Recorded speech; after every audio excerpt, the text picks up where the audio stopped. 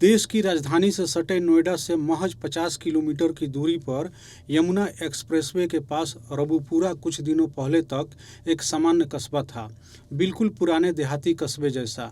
लेकिन पिछले कुछ दिनों से यहाँ पीपली लाइव फिल्म जैसी हालत बन गई है। इसकी वजह है हिंदुस्तान की सरहद के उस पार से 4 बच्चों के साथ आई पाकिस्तानी बहू। महज 5वीं तक पढ़ी हुई सीमा हैदर नाम की यह महिला अविश्वसनीय तरीके से कराची, नेपाल और दिल्ली होते हुए यूपी के इस कस्बे में सचिन मीणा के पास पहुंच गई है। पाकिस्तान से अपना प्यार पाने भारत आई सीमा हैदर और सचिन की लव स्टोरी में जासूसी का एंगल आया है। सीमा को एटीएस ने ग्रेटर नोएडा स्थित उसके घर से हिरासत में ले लिया। सीमा के साथ ही उसके 4 बच्चों और सचिन को भी ले गई। इन्हें किसी सीक्रेट लोकेशन पर ले जाया गया। खबरों के मुताबिक सीमा से पूछताछ की जा रही है। सीमा हैदर या फिर सीमा ठाकुर, लव स्टोरी या फिर साजिश की थ्योरी, प्यार या फिर पाकिस्तान का जासूसी वाला वार, ऐसे कई सवाल सीमा के नाम से जुड़े हुए हैं। वह सीमा जो अपने 4 बच्चों के साथ पाकिस्तान की सीमा को लांघ कर भारत आ गई।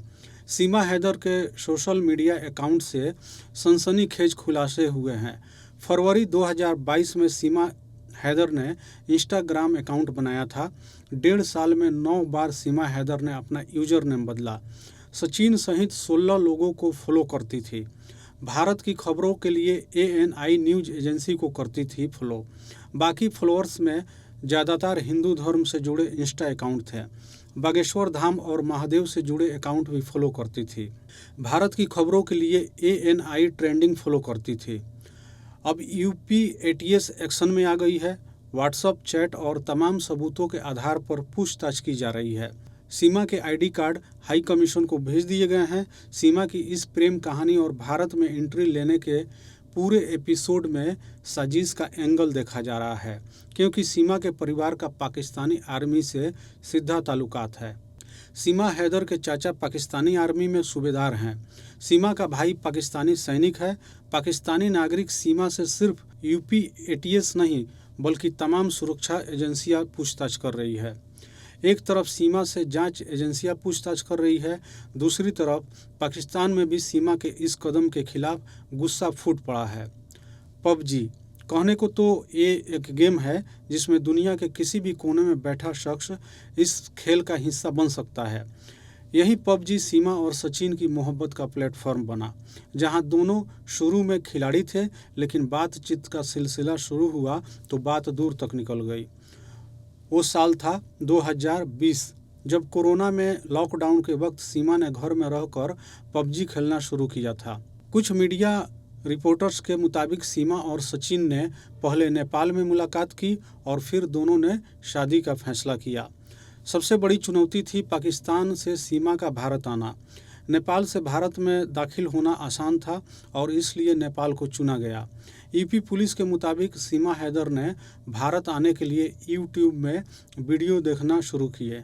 भारत आने के लिए सीमा सबसे पहले दुबई गई और 11 मई को दुबई से नेपाल आई। नेपाल से बस में बैठकर सीमा 13 मई को दिल्ली आई।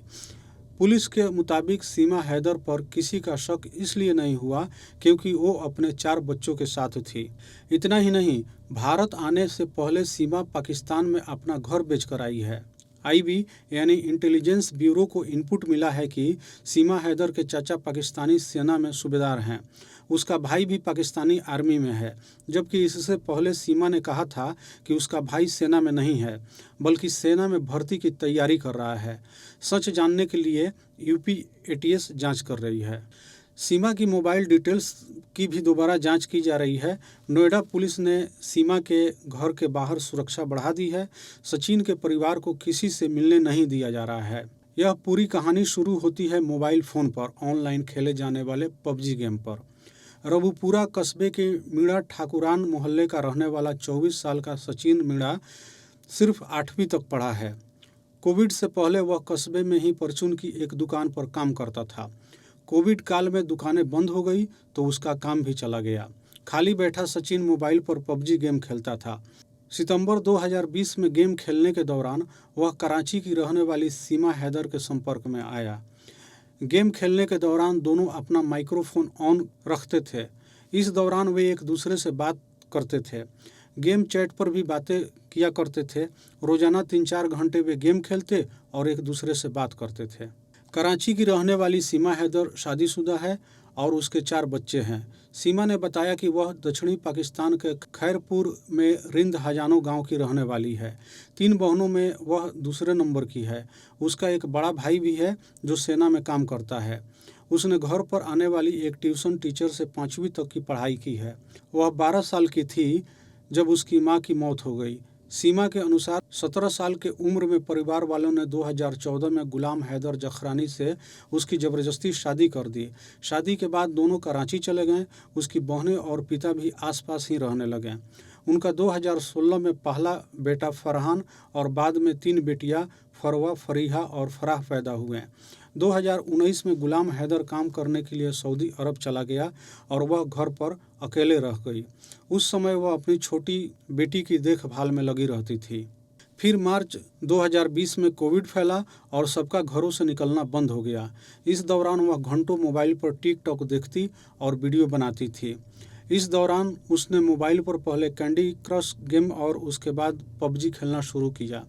पबजी ने उसे गेम खेलने के साथ ही दुनिया भर के लोगों के बात करने की आज़ादी भी दी। इस दौरान उसके संपर्क में कई लोग आए। उनमें सचिन से उसकी खास दोस्ती हो गई। सीमा ने उसे बच्चों से वीडियो कॉल पर मिलवाया। जब किसी वजह से सीमा उससे फ़ोन पर बात नहीं कर पाती थी तो उसके भाई को कॉल करती थी। सीमा बताती है कि एक बार उसने सचिन की कॉल मिस हो गई। इससे वह इतना नाराज़ हुआ कि उसने अपने सभी सोशल मीडिया अकाउंट से ब्लॉक कर दिया। उसका नंबर भी ब्लॉक कर दिया। उसे मनाने के लिए सीमा ने अपनी बाईं कलाई काट ली। कटी हुई कलाई की फ़ोटो जब उसने सचिन के भाई को दिखाई तब जाकर उसने उसे अनब्लॉक किया। इस बीच दिसंबर 2020 में सीमा के पिता की मौत हो गई। सचिन उससे मिलकर सांत्वना देना चाहता था।